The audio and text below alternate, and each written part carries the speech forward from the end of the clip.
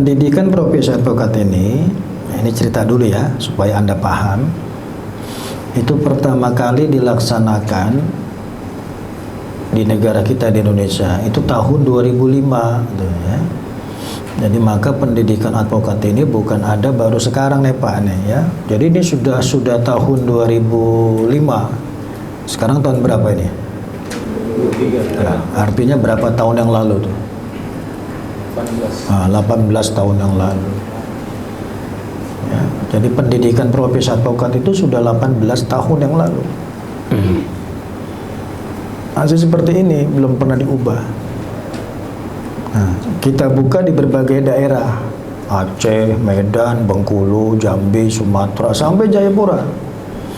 Itu, ya, kita buka di berbagai provinsi. Tujuannya apa? Untuk mempermudah bagi calon advokat mengikuti pendidikan profesi advokat. Tujuannya itu. Jadi maka Anda harus terima kasih kepada Pak Marbun tuh yang sudah mengumpulkan Anda dalam ruangan ini. Ini kan bukan pekerjaan mudah kayak begini, Pak. Bukan mudah karena yang kita kelola tuh manusia, bukan binatang ini kan. Itu maka dididiklah supaya menjadi advokat yang handal dan profesional. Kan tujuannya itu nanti ke sana. Nah, mampu atau tidak kami menciptakan Anda menjadi advokat yang handal dan profesional? Kalau ditanya, mampu nggak? Nggak bakal mampu kalau pendidikannya masih seperti ini kan. Bagaimana pendidikan yang singkat Anda bisa kita sulap menjadi orang yang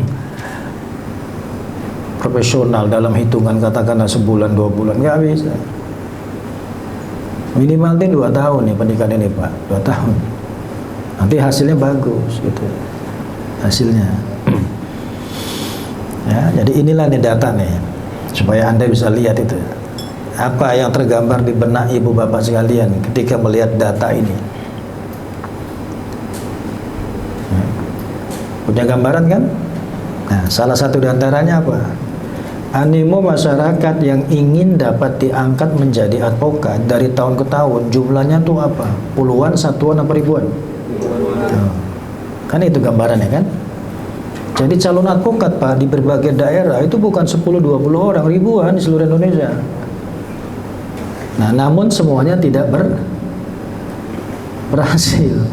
Ada yang berhasil, ada yang tidak berhasil. Nah, termasuk ibu dan bapak, nenek-nenek ini kan tidak semuanya berhasil ini kan. Tetapi secara pribadi saya mendoakan kiranya Anda semua bisa berhasil. Itu. Yang penting tekuni, ikuti pendidikan ini dengan baik. Nah, kalau baik Anda ikuti pasti akan insya Allah berhasil. Ingin dapat diangkat menjadi seorang advokat, itulah harapan Anda semua. Nah, untuk menjadi seorang advokat di Indonesia ya, karena tiap negara beda. Terlebih dahulu ya, memang harus diangkat setelah memenuhi syarat. Kata kuncinya memenuhi syarat. Kalau tidak memenuhi syarat ya nggak bisa Anda diangkat menjadi seorang advokat, nggak bisa. Karena syarat untuk menjadi advokat, kalau ditanya, ada tidak? Jawabannya ada. Nah, kalau sudah memenuhi syarat itulah nanti akan diangkat menjadi seorang advokat. Seperti hakim, jaksa, dan polisi sama. Mereka juga diangkat menjadi seorang hakim, menjadi seorang jaksa, menjadi seorang polisi kalau sudah memenuhi syarat. Satu kata aja yang akan mengangkat Bapak siapa? Ketua Pengadilan Tinggi. Ketua Pengadilan Tinggi. Bapak siapa namanya? Pak Rasid. Pak Rasid mengatakan beliau akan menjadi advokat yang akan mengangkatnya adalah Ketua Pengadilan Tinggi. Benar atau tidak, Dek? Benar. Benar atau tidak, Pak? Tidak. Kalau tidak, lantas siapa yang akan mengangkat Bapak? Organisasi advokat. Ada 2 jawaban yang berbeda. Diangkat oleh hakim pengadilan tinggi, diangkat oleh organisasi advokat. Mana yang benar di antara 2 jawaban ini? Ada salah satunya apa dua-duanya salah? Dek, kamu perempuan nih. Siapa? Mana yang benar atau punya pendapat lain? Udah.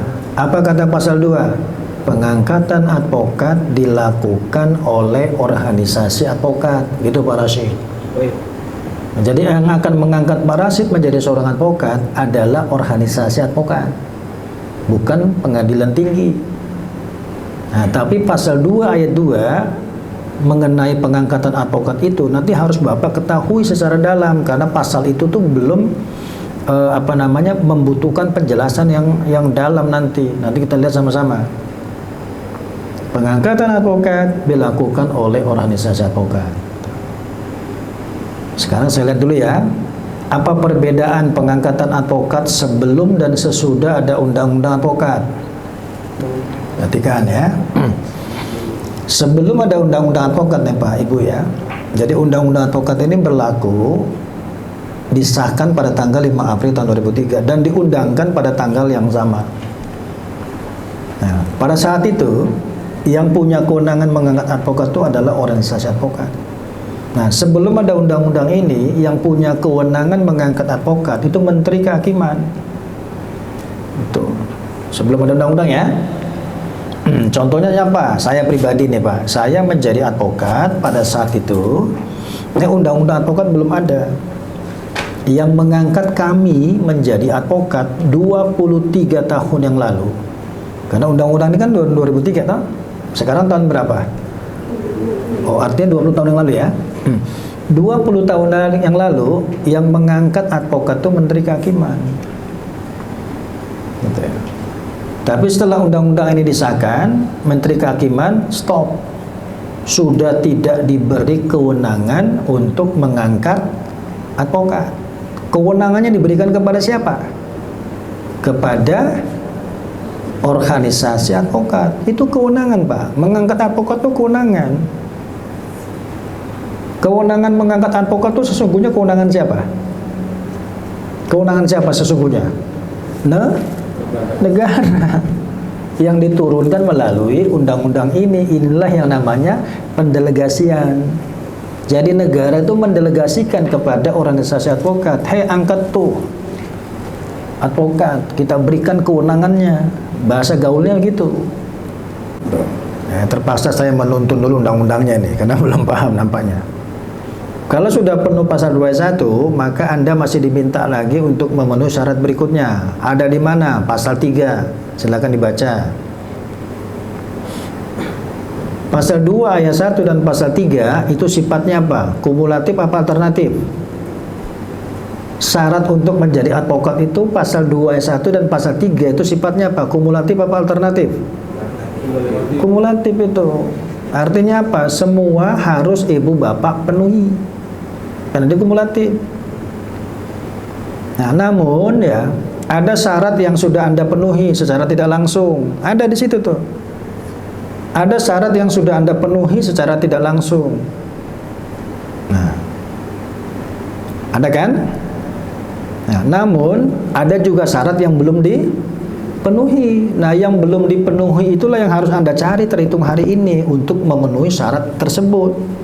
Berlatar belakang pendidikan tinggi hukum tuh. Kan nggak nyebut sarjana hukum kan? Kalau ditanya, siapa yang dimaksud dengan sarjana yang berlatar belakang pendidikan tinggi hukum itu siapa tuh? Kalau dikejar pertanyaan lagi, siapa? Dijelaskan kan di situ? Dijelaskan Pak? Nah, dijelaskan. Di mana dijelaskan yang terdapat? Penjelasan. Tuh, dalam penjelasan. Itulah cara membaca undang-undang kan begitu kan? Kalau pasalnya tidak jelas, yang berdampak multitafsir, lihat penjelasannya ke bawah. Karena pasal dalam undang-undang kan nggak boleh tafsirkan. Nggak boleh undang-undang ditafsirkan itu kan. Ternyata yang dimaksud dengan sarjana yang berlatar belakang pendidikan tinggi hukum itu ada di dalam penjelasan. 1. Lulusan fakultas hukum. 2. Lulusan fakultas syariah. Sarjana sekolah tinggi ilmu hukum militer, sekolah tinggi ilmu hukum kepolisian. Nah, itulah yang dimaksud dengan sarjana yang berlatar belakang pendidikan tinggi hukum. Ada nggak seseorang yang menjadi advokat yang tidak mengikuti pendidikan seperti ini? Ada nggak? Banyak Pak. Ada Pak. Advokat gadungan itu namanya. Nanti kita lihat sama-sama dah. Karena kondisi rekrutmen advokat di negara kita ini masih belum normal. Nah, normalnya begitu, ikuti pendidikan. Nah, Anda sedang mengikuti pendidikan. Nah, setelah selesai mengikuti pendidikan, nah, selesailah syarat yang perlu dicarikan. Masih ada lagi nggak yang harus Anda cari? Masih ada lagi nggak? Ada Pak. Ada. Semuanya ada di pasal 3 itu kan. Semua peraturan perundang-undangan yang ada di peradilan negara kita terus Anda kuasai. Formil dan materialnya harus Anda kuasai. Dipahami secara utuh, dibaca gitu kan. Semua undang-undang harus baca. Jadi jangan malas untuk tidak membaca. Nah, jadi normanya jelas. Pengangkatan advokat diberikan kepada organisasi advokat, kewenangannya ya. Nah, pertanyaan berikutnya, apakah semua organisasi advokat diberi kewenangan atau tidak untuk mengangkat advokat? Coba saya tanya. Karena organisasi advokat pada negara kita itu jumlahnya banyak tuh. Maka pertanyaannya itu, apakah semua organisasi advokat punya tidak kewenangan mengangkat advokat? Karena pasal 2 ayat 2 mengatakan pengangkatan advokat dilakukan oleh siapa? Organisasi advokat. Maka saya tanya pada Anda, apakah semua organisasi advokat itu diberi kewenangan atau tidak mengangkat advokat? Coba, diberi nggak? Kok diam? Diberi tidak? Baca pasal 22 itu. Beri. Diberi atau tidak? Diberi. Benar atau tidak? Diberi atau tidak? Diberi. Kalau jawabannya diberi, itu nggak akan ada pertanyaan berikutnya. Close. Habis di situ kan? Karena semua organisasi advokat diberi kewenangan mengangkat advokat. Ada pertanyaan lagi? Nggak ada kan? Tapi jawabannya salah, gitu loh. Jawabannya apa? Tidak semua organisasi advokat diberi kewenangan untuk mengangkat seseorang menjadi advokat. Itu jawabannya. Nah, kalau itu jawabannya, ada nggak pertanyaan berikutnya? Ada nggak? Ada. Apa pertanyaan berikutnya? Siapa? Kan gitu kan? Siapa tuh? Siapa? Dari sekian banyak organisasi advokat yang ada di Indonesia yang diberi kewenangan oleh negara untuk mengangkat advokat itu siapa? Kan bunyi pasal 2 itu kan situ kan, pengangkatan advokat dilakukan oleh organisasi advokat. Dia belum sebut nama loh, dia belum sebut identitas.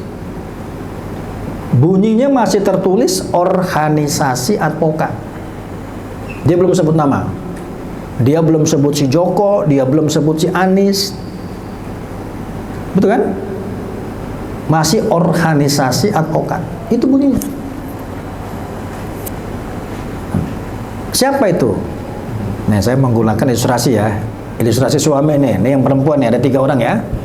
Mohon maaf sebelumnya ya. Kalau hidupmu normal, kamu punya suami nggak? Pasti kan? Punya suami. Suamimu berjenis kelamin apa? Laki-laki. Apakah semua laki-laki suamimu? Dari sekian laki-laki suamimu ada berapa?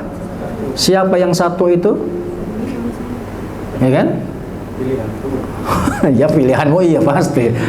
Dari sekian laki-laki itu adalah seorang laki-laki yang telah mengucap ijab kabul bagi yang beragama muslim, tapi bagi yang beragama bukan muslim mengucap janji. Dialah laki-laki dari sekian ribu laki-laki. Sama seperti ini, dari sekian banyak organisasi itu siapa yang punya kewenangan mengangkat advokat? Siapa itu? Kalau Anda tidak bisa jawab, artinya apa? Undang-undang advokat ini belum Anda baca. Ketika Anda belum baca undang-undang advokat, artinya apa? Anda belum serius mau jadi seorang advokat. Profesi advokat ini Anda jadikan sebagai pilihan paling akhir ketika Anda gagal pada bidang-bidang sebelumnya itu.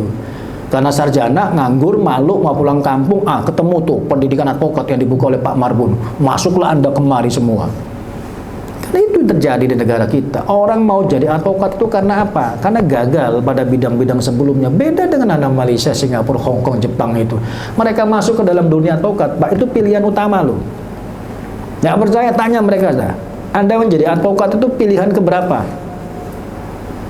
Nih. Kalau Bapak dijadikan pilihan keempat, waduh, jangan harap Anda berhasil.